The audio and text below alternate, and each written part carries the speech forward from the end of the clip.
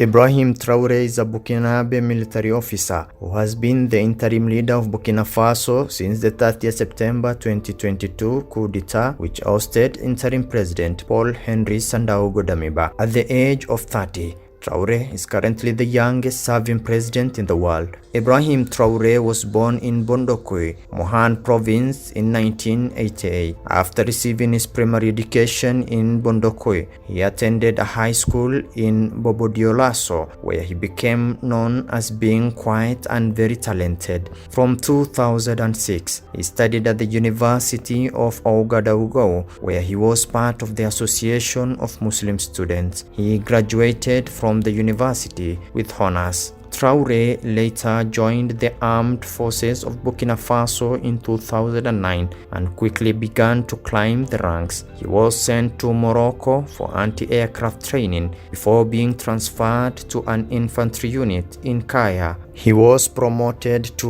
lieutenant in 2014. Traore joined the United Nations Multidimensional Integrated Stabilization Mission in Mali, a United Nations peacekeeping force involved in the Mali War. In 2018, he was cited as one of the peacekeeping soldiers who showed courage during major rebels' attack in the Tombouctou region. He returned to Burkina Faso, where he assisted in operations against the escalating jihadist insurgency. Traore fought in Otapuano offensive of 2019 and several other counterinsurgency operations in the country's north. He was promoted to captain in 2020.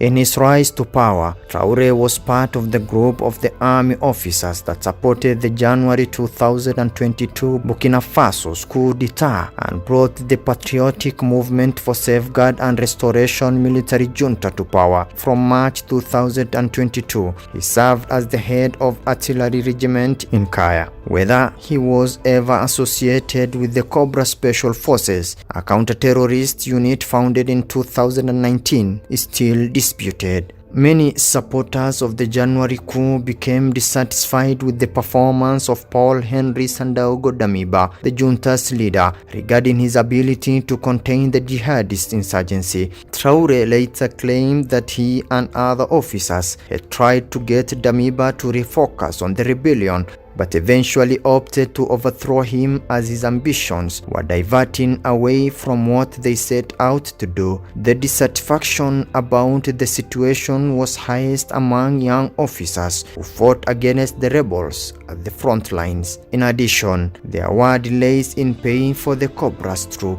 When the plotters launched their coup in 30th September, Traore still held the rank of captain, and the operation was carried out with support of the Cobra unit. In the direct aftermath of the coup, Traore declared himself the new head of the patriotic movement for safeguard and restoration, and on 6th October, he assumed the position of interim president and the supreme head of the armed forces. He promises to hold democratic elections in July next year. In February 2023, Traore's government expelled the French forces assisting in the fighting the local insurgency from Burkina Faso. He subsequently declared that he really wants to look at other horizons because he wants a win-win partnership, supporting the diversification of Burkina Faso's international partnership. Shortly after, Traore's government expressed support for a federation with Mali and Guinea, and if all the three countries were to become a union, it would be the largest countries ruled by military junta. In April, he declared a general mobilization of the population to support military as rebel forces continued to increase the rate of the attacks. In the following months, Traore questioned the planned restoration of democracy for 2024, stating that elections could not be held unless the insurgents were pushed back and the security situation had been improved. According to the West, Traore was suspected of having a connection with the Russian mercenary organization Wagner Group due to having expressed anti-French and pro-Russian views. As Traore entered Ouagadougou, the nation's capital, supporters Onlookers cheered,